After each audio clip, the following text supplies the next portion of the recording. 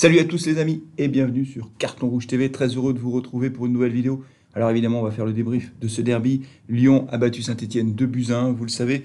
J'ai pris un peu de temps pour enregistrer ce débrief, je voulais laisser un peu de temps entre la déception de la défaite évidemment et l'enregistrement de ce débrief pour le faire non pas à chaud mais à froid. On va bien sûr refaire ensemble le débrief du match, voir comment il s'est déroulé. C'était un match un peu fou, réellement. Même si les Verts ont perdu, je retiens quand même beaucoup de choses positives. Dans la deuxième partie de cette vidéo, ce qu'on fera, c'est qu'on regardera, on essaiera de comprendre pourquoi les Verts ont perdu, notamment sur le plan tactique. Je pense que c'est le coaching qui a fait la différence, mais on en parlera dans la deuxième partie de cette vidéo. Et enfin, on terminera la vidéo avec une note positive. Et oui, j'ai envie de terminer avec une note positive. On parlera d'un joueur qui m'a vraiment surpris, enfin, qui me surprend depuis le début de la saison, mais qui a fait un match, je trouve, éblouissant. Je veux bien sûr parler de Neyou. Alors, c'est pas le seul à avoir fait un bon match à Lyon, puisqu'on pourrait parler également de Trauco, j'en dirai un mot. Mais j'ai trouvé que Neyou avait vraiment été au-dessus du lot. C'est vraiment la bonne surprise de ce début de championnat et de ce mercato. Vous êtes bien donc sur Carton Rouge TV. Merci de votre fidélité. On était très nombreux en live. Merci à tous de nous suivre, de vous abonner à la chaîne Carton Rouge TV si ce n'est pas déjà fait. Tout de suite, le générique.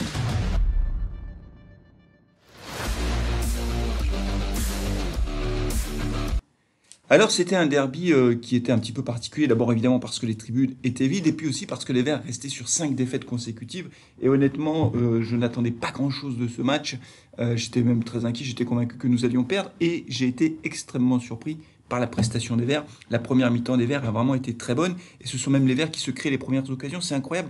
Ils n'ont pas pris de but pendant le premier quart d'heure, contrairement au match précédent, mais en plus ce sont eux qui se sont créés les premières occasions. Camarade de la tête sur un centre d'Aouchiche dès la première minute, et puis après on a vu les Verts qui étaient très présents dans l'entrejeu, beaucoup d'intensité pour récupérer les ballons, les Stéphanois qui ont répondu présents aux défis physiques posés par les Lyonnais. Tactiquement, ils ont posé beaucoup de problèmes également au milieu de terrain lyonnais. Les attaquants lyonnais, on les a quasiment pas vus. Alors, il y a eu un but refusé pour Dembélé de la tête, mais il y en a eu un aussi refusé à Charlaby pour une faute pas très évidente de Charlaby, mais enfin, le but a été refusé, donc il y a eu un but refusé partout.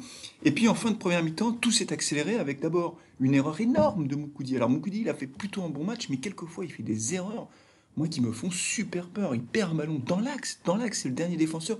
Il essaie de faire un dribble, Aouar lui pique le ballon et Aouar file tout droit au but. Il arrive devant, tout seul face à Moulin. Et là, Aouar perd son duel face à Moulin. Honnêtement, je pensais que ça ferait un 0 pour Lyon. Et quasiment sur le contre, eh ben, les Verts vont ouvrir le score. Une action magnifique, collective, avec un centre de Camara sans contrôle. Tête de Bouanga au point de pénalty, une formidable tête, très puissante. Pas, enfin, elle va sur le gardien en réalité. Lopez fait un arrêt réflexe, mais le ballon ne sort pas. Bouanga poursuit l'action, il va s'appuyer sur Trauco et derrière il va filer au but. Il arrive le long de la ligne de but, il frappe fort et c'est Lopez qui met le ballon au fond de ses filets, ce qui fait que les Verts mènent 1-0 à la mi-temps. Alors là, évidemment, on savait que le match n'était pas fini, mais c'était déjà une très très bonne surprise de voir les Verts non seulement ne pas avoir pris de but, mais en plus mener à la mi-temps face à Lyon. Et on se dit à ce moment-là que tout est possible. Alors moi, je m'étais dit que c'était la deuxième mi-temps, le début de deuxième mi-temps qui allait être difficile, avec des Lyonnais qui allaient se précipiter sur le but stéphanois et qu'on allait vivre un premier quart d'heure terrible. Et ben non, le premier quart d'heure s'est globalement bien passé pour les Verts. Ils ont réussi à tenir le choc et c'est à la 57e minute que tout a basculé, puisque Garcia fait tous ses changements, évidemment. Je vais en parler dans la deuxième partie de Carton Rouge. Les changements de Garcia apportent du sang neuf à l'équipe et c'est Callaway qui va égaliser à la 65e minute, donc 7 minutes après les changements, avec un coup franc qui est joué de façon habile et rapide par les Lyonnais et Callaway va donc tromper Moulin de près. Et puis 10 minutes plus tard, il va doubler la mise en accélérant sur le côté. D'ailleurs, c'est un peu le même but que Denis Bouanga et il va marquer 2-1. Alors là, on se dit que pour les Verts, c'est vraiment très cruel. Au regard de la physionomie du match, honnêtement, c'était pas mérité. Le match n'est pas terminé, il reste 15 minutes à jouer. Les Verts ne se désunissent pas, ils continuent leur pressing, ils essaient de mettre la pression. Et à la 87e minute, on se dit que la libération arrive, puisque l'arbitre, après avoir laissé jouer l'action sur un corner et une main d'un Lyonnais, finalement est appelé par ses assistants qui lui demandent d'aller voir les images. Et effectivement, la main était incontestable. J'avais moi évidemment hurlé au scandale en direct, en live, parce que ça c'est normal. La main, j'ai tout de suite vu, tout le monde a vu la main, sauf l'arbitre qui attend que l'assistance vidéo arrive. Enfin, bon, bref. Toujours est-il qu'on a ce pénalty à la 87e minute de jeu. Denis Bouanga se charge de ce penalty. Je le sentais pas, honnêtement, le penalty. J'étais super stressé, comme tout le monde, j'imagine. Et là, Denis Bouanga rate son penalty. Il tire à côté des buts gardés par Lopez. Alors moi, je ne vais pas jeter la pierre à Bouanga parce qu'on a bien vu qu'il était catastrophé, Denis Bouanga, à la fin du match. Donc je ne vais pas en rajouter. Simplement, ce qu'on peut dire, c'est que ce qui est dommage, si vous voulez, c'est que moi, quand je joue au foot, en Afrique, j'ai beaucoup joué, pas un très très haut niveau, mais enfin quand même, j'ai beaucoup joué. Je tirais les pénaux et je me souviens très bien de ce que me disait mon coach. Il me disait, Flavien, un penalty, tu attrapes le cadre. Je me fous de ce qui se passe après, mais tu cadres ton tir. Si tu cadres ton tir, 80% du travail est fait. Il y a 80% de chances que le ballon aille au fond. Peut-être que le gardien va l'arrêter. Il y a une chance sur 5 que le gardien l'arrête. Mais si le gardien l'arrête, c'est pas la même chose. Je te reprocherai jamais qu'un gardien ait arrêté un penalty. Par contre, si tu n'attrapes pas le cadre, c'est de ta faute et uniquement de ta faute. Donc, je préfère que tu ne prennes pas de risque, que tu n'essaies pas d'attraper la lucarne, le petit poteau, etc. Je préfère que tu tires plus dans l'axe, ne pas prendre de risque, mais attraper le cadre, parce que là, c'est les trois quarts du boulot qui sont déjà faits, et Bouanga n'a pas attrapé le cadre. Donc on peut le regretter, mais je ne lui jetterai pas la pierre aujourd'hui. Ce n'est pas l'objectif de cette vidéo. Et puis à la toute dernière minute, à la 94e minute de jeu, Denis Bouanga fait un centre. Camara se précipite, essaie de couper la trajectoire du ballon. Hélas, il lui manque 5 cm pour mettre le ballon au fond des filets. Donc les Verts repartent de Lyon avec 0 points, une défaite de buts à 1 qui laisse beaucoup de regrets parce qu'elle n'est pas méritée, je trouve. Dites-moi ce que vous en pensez. Est-ce que vous pensez que les Verts auraient mérité mieux dans ce match? Est-ce que cette 6e défaite consécutive, c'est la même que les autres? Je pense que non. Je pense que les Verts ont montré un autre visage et que donc du coup, paradoxalement, ça peut paraître un peu rassurant. En tout cas, si les Verts réussissent à reproduire ce genre de prestations dans l'état d'esprit, eh ben, on peut penser que les Verts se maintiendront en Ligue 1. En tout cas, je pense qu'ils ont le niveau de se maintenir en Ligue 1. Mais où avons-nous perdu ce match? Puisqu'on a montré un bon état d'esprit, que physiquement on a répondu présent, on s'est créé des occasions. Qu'est-ce qui s'est passé? Ben, ça, on en parle dans la deuxième partie de Carton Rouge. Alors qu'est-ce qui s'est passé? Pourquoi avons-nous perdu ce match? Alors qu'on l'avait bien démarré, on n'a pas pris de but en début de match, on a été concentré, on a fait attention à tout. Physiquement, les joueurs étaient là, le milieu de terrain était très très présent. Grosse pression des milieux de terrain stéphanois, une défense qui tenait le choc. Alors qu'est-ce qui s'est passé? Ce qui s'est passé, c'est que Garcia a gagné ce match tactiquement. Voilà, Garcia a battu Claude Puel avec un coaching beaucoup plus malin, beaucoup plus efficace. À la 60e minute de jeu, allez, à la 57e minute de jeu, Garcia fait 3 changements, il fait rentrer notamment Mendes et Kadewere, 3 joueurs frais à l'heure de jeu. Ça fait toute la différence pour une raison simple, c'est que les Verts commençaient à être fatigués et ça se voyait sur le terrain. Pendant le live à la 60e minute de jeu, je dis c'est la 60e minute de jeu, vous regardez éventuellement le live, 60e minute de jeu, Claude Puel a déjà fait 3 changements, Garcia a fait 3 changements, Claude Puel n'en a pas fait un, il serait peut-être temps de commencer à faire des changements du côté de l'AS Saint-Etienne. Et 5 minutes plus tard, Lyon égalise. Oui, parce que, si vous voulez, quand vous faites un match avec une telle intensité physique, forcément, ça laisse des traces. Et à l'heure de jeu, c'est très stratégique.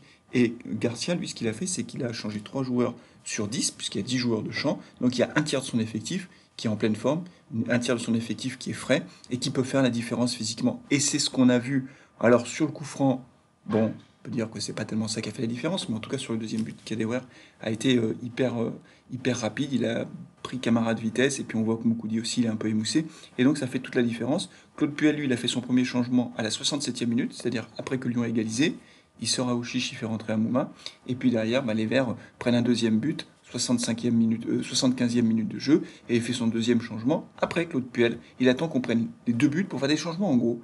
Il a sorti Abi, il a fait rentrer Cazerie. Je comprends pas pourquoi il n'a pas fait ces changements avant. Alors j'ai essayé de me poser la question, c'est pour ça que j'ai pris le temps un peu de reculer et d'analyser l'ensemble. Je pense qu'il a attendu parce que l'équipe était bien en place et qu'il n'avait pas envie de déséquilibrer son équipe. Voilà. Donc ce qu'on peut dire, c'est que Claude Puel a perdu le match sur le plan tactique. Dites-moi ce que vous en pensez, est-ce que vous êtes d'accord avec cette analyse ou pas? Je vais lire vos commentaires, mais ça doit nous servir de leçon. Quand on a 5 changements possibles, on n'en a plus 3, mais 5, il faut en faire avant la fin du match, et à l'heure de jeu, c'est un bon moment pour faire les premiers changements, mais il y a des joueurs qui m'ont surpris. Allez, on en parle tout de suite dans la troisième partie de Carton Rouge.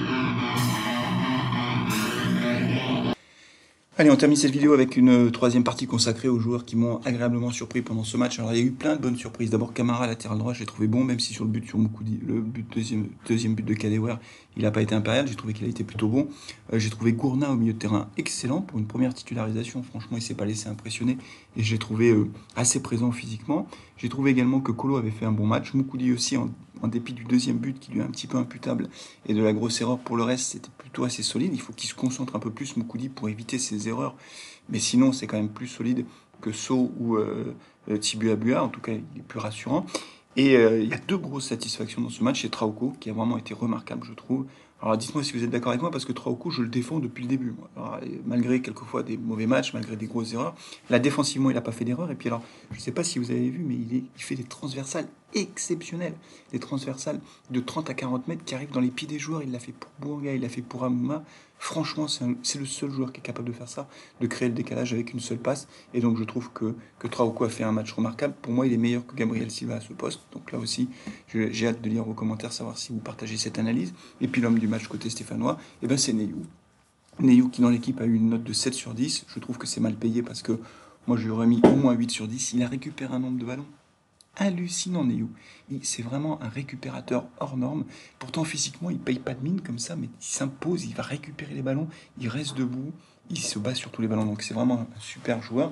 Et Neyou, il ne fait pas que ça. C'est pour ça que j'aime beaucoup ce joueur. Neyou, une fois qu'il a récupéré les ballons, il se met dans le sens du jeu. Il fait pas une passe 30 mètres derrière, si vous voyez ce que je veux dire. Donc il se met dans le sens du jeu, il repart de l'avant. Il est capable de dribbler. On l'a vu d'ailleurs plusieurs fois. Il fait 1, 2, 3 dribbles. Il fait la différence au milieu de terrain. Et puis derrière, il est capable de faire une bonne ouverture. En deuxième mi-temps, il a fait une super ouverture pour Denis Bouanga. C'est un joueur qui est très complet. C'est incroyable. Il a une option d'achat de 400 000 euros, je crois, c'est-à-dire rien du tout. Aujourd'hui, je pense qu'il en vaut au moins 10 fois plus, Neyou. C'est incroyable qu'on ait recruté ce joueur et que personne ne l'ait vu, compte tenu de son talent. Voilà, en l'espace de 6 mois, il s'est imposé comme un titulaire indiscutable dans le milieu de terrain stéphanois. Quand il n'est pas là, on voit bien que le milieu de terrain est complètement perdu. Il a complètement fait oublier, je trouve, Yann M'Vila. Il est bien meilleur que Yann M'Vila, dans le sens où il apporte offensivement à l'équipe, ce que ne faisait plus Yann M'Vila. Et donc je trouve que Neyou, c'est vraiment la grosse surprise du recrutement stéphanois, du mercato. Là, on a recruté quasiment personne. Donc bon. Mais en tout cas, c'est une très très bonne surprise. Neyou, c'est un joueur que j'aime beaucoup, à la fois dans son état d'esprit, c'est un battant tout le temps, un très bon récupérateur de balles, et en plus, il est capable de dribbler et de faire de bonnes ouvertures. Donc je trouve que voilà, on a notre titulaire indiscutable au milieu de terrain stéphanois. C'est Neyou, c'est la bonne surprise. Et son match face à Lyon a été un match de très haut niveau.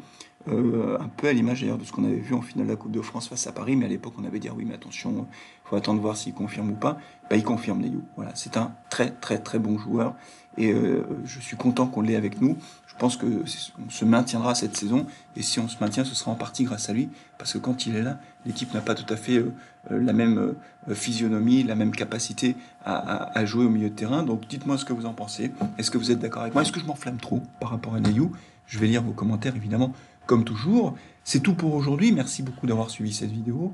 N'oubliez pas donc de la liker, de la partager. N'oubliez pas non plus de vous abonner à Carton Rouge TV. Allez voir aussi la page Info des Verts, notre partenaire, page Info des Verts, qui relaie toute l'actu de l'AS Saint-Etienne. On est complémentaires évidemment, puisque moi je ne relaie pas l'actualité en vidéo à chaque fois qu'il y a quelque chose qui sort.